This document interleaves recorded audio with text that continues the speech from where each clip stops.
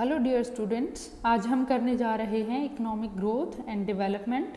इस चैप्टर में हम इन दोनों ही टर्म्स के डेफिनेशंस को देखेंगे और उनके अंतर को समझेंगे। ये दोनों ही शब्द अगर इनकी डिटेल में ना जाएं, इनके डिफरेंसेस में ना जाएं, तो क्या दिखा रहे हैं? किसी प्रकार की प्रोग्रेस को दिखा रहे हैं। और प्रोग्रेस हर कंट्री के लिए इम्पॉर्टेंट है, चाहे वो डेवलप्ड है चाहे अंडर डेवलप्ड है। डेवलप्ड कंट्रीज़ के लिए इसलिए इम्पॉर्टेंट है ताकि वो अपनी जो ग्रोथ है उसको मेंटेन कर सकें, हाई स्टैंडर्ड ऑफ लिविंग है उसको मेंटेन कर सकें, और जो साइक्लिकल फ्लक्चुएशंस हैं उनको कम किया जा सके। और जो अंडर डेवलप्ड कंट्रीज़ हैं उनके लिए इसलिए महत्वपूर्ण हैं ताकि वो poverty, unemployment, backwardness and low standard of living जैसी समस्याओं को दूर कर सकें, उनसे छुटकारा पा सकें।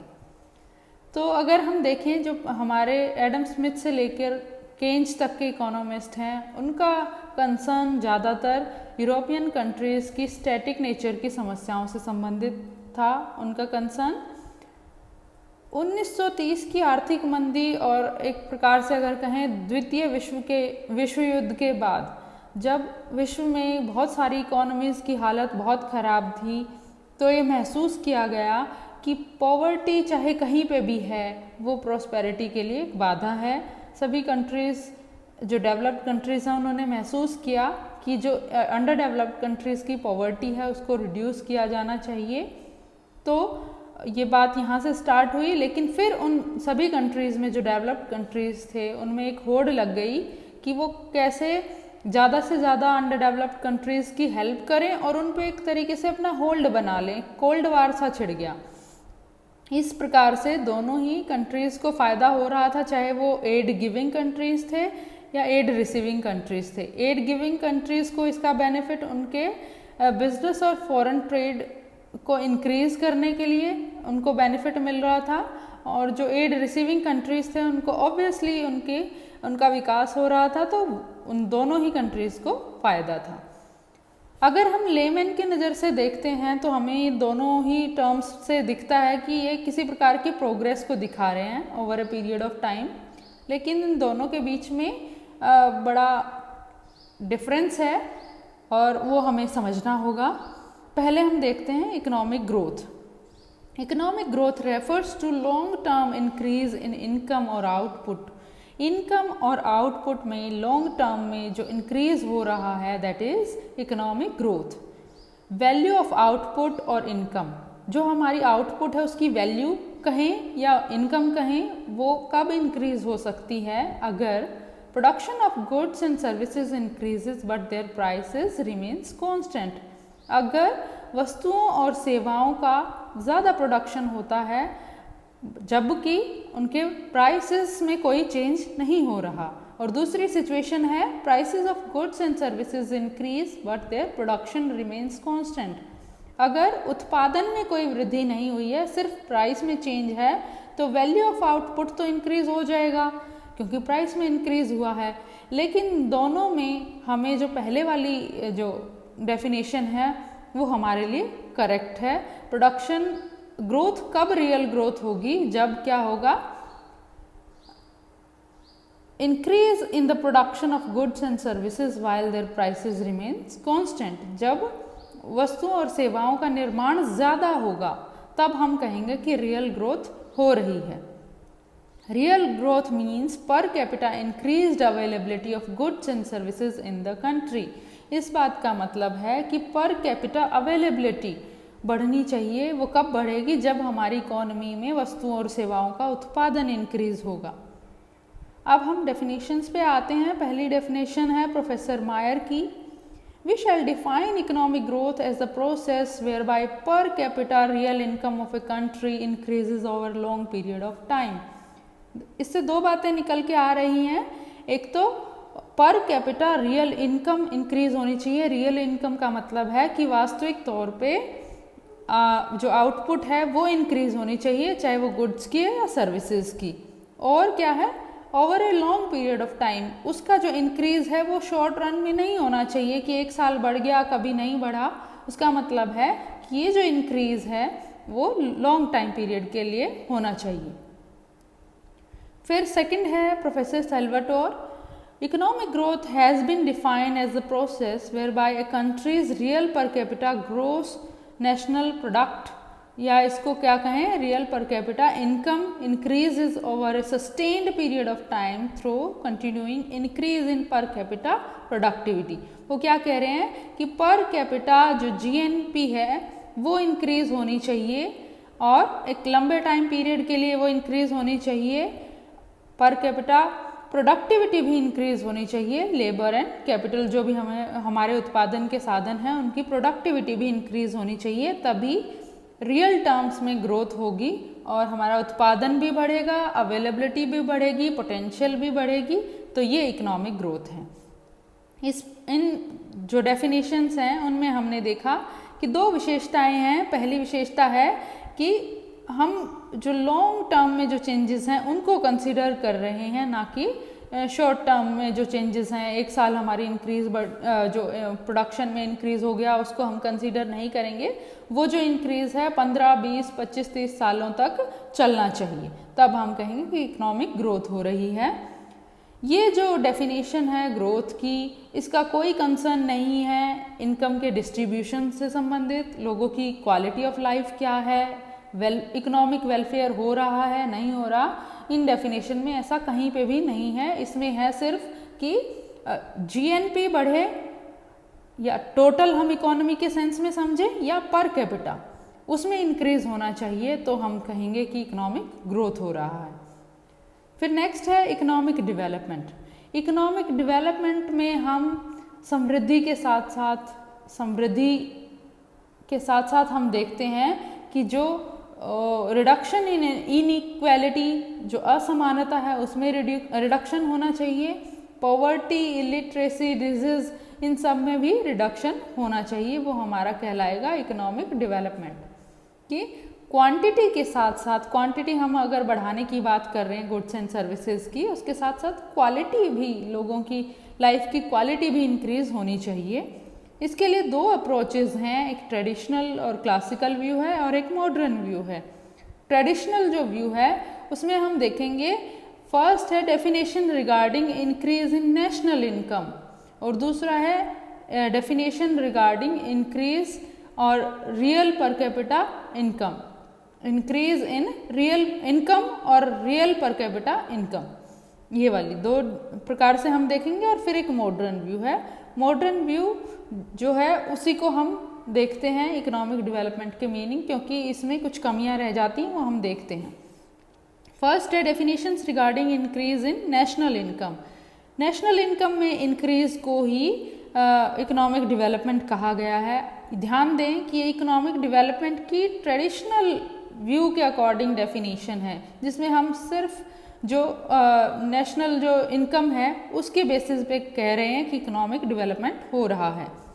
पहली डेफिनेशन देखें मायर एंड बाल्डविन की।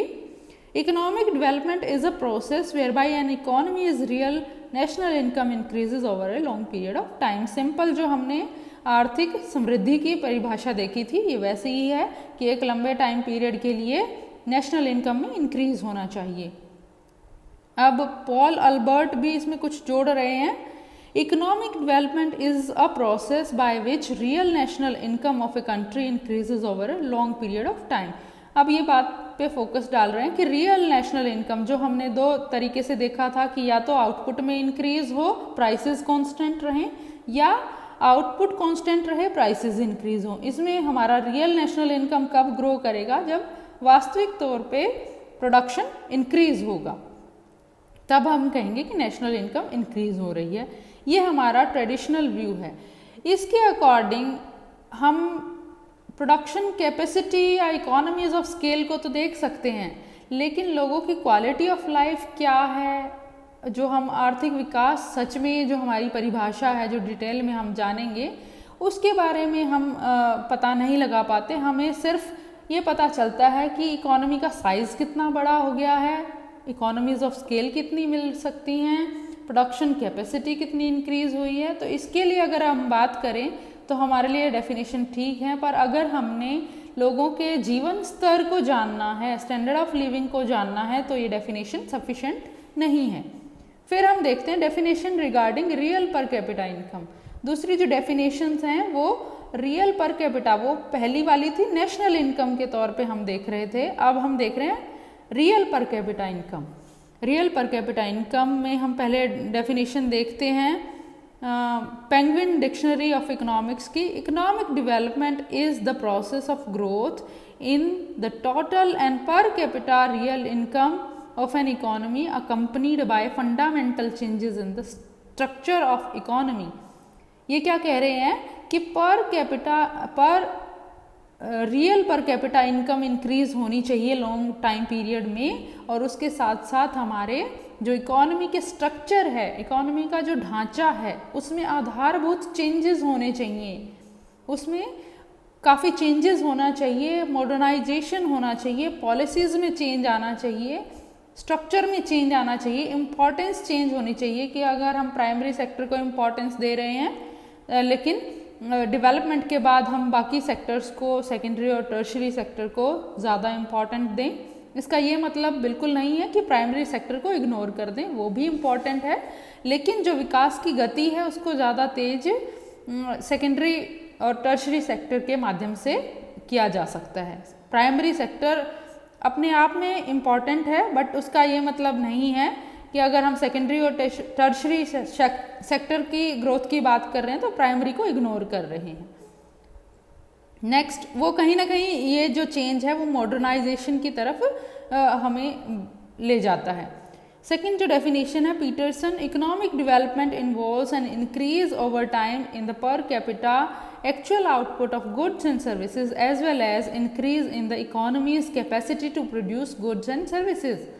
Per capita goods and services ज़्यादा प्रोड्यूस हों और इकोनॉमी की कैपेसिटी भी इंक्रीज हो, इंक्रीज इन इकोनॉमीज कैपेसिटी, पर कैपिटा प्रोडक्टिविटी भी इंक्रीज होनी चाहिए और कैपेसिटी भी जनरेट होनी चाहिए इकोनॉमी में, तो हम कहेंगे कि इकोनॉमिक डेवलपमेंट हो रहा है। अब हम आ जाते हैं एरिमा अडलमैन की डेफिनेशन पे। Economic development is the process by which an economy is transformed from one whose rate of growth of per capita income is small और negative to one in which a significant self-sustained rate of increase of per capita income is a permanent long-term feature। इसका मतलब है कि आर्थिक विकास तब होगा जब एक ऐसी इकोनॉमी से जिसका पर कैपिटा इनकम ग्रोथ बहुत ही स्मॉल है या नेगेटिव है, उससे ऐसी इकोनॉमी में चेंज हो जाए, ऐसी सेल्फ सस्टेन्ड जो अपने आप ग्रो कर सके, ऐसी इकोनॉमी में चेंज हो जाए जिसका पर capita income growth rate increase हो गया है और वो उसका लॉन्ग टर्म का फीचर है, लंबे समय तक ये चेंज उसमें आ जाती हैं, तो हम कहेंगे कि वो कंट्री इकोनॉमिक तौर पे डेवलप्ड है। इस परिभाषा के अकॉर्डिंग या इन सभी जो परिभाषाएं हमने ऊपर देखी हैं उसके बेसिस पे हम इसमें से 4 मेन एलिमेंट्स के बारे में डिस्कस कर सकते हैं। पहला है प्रोसेस। प्रोसेस हमें बता रहा है कि ये लॉन्ग टर्म प्रोसेस है, जो डेवलपमेंट का प्रोसेस है वो लॉन्ग टर्म है। उसमें क्या होगा कि हमारे गुड्स और सर्विसेज की डिमांड एंड सप्लाई दोनों में ही चेंजेस होने चाहिए। पहला अगर हम देखें सप्लाई ऑफ रिसोर्सेज में चेंजेस कब आ सकते हैं, जब हम एक्सप्लोरेशन ऑफ एडिशनल रिसोर्सेज, ज़्यादा जो रिसोर्सेज हैं उनको एक्सप्लोर करें, उनके बारे में जानें, उनकी कैपेसिटी के बारे में जानें। दूसरा है कैपिटल एक्यूमुलेशन, ज़्यादा से ज़्यादा इन्वेस्टमेंट हो, कैपिटल एक्यूमुलेशन हो तो ग्रोथ हो सकती है, डेवलपमेंट हो सकती है।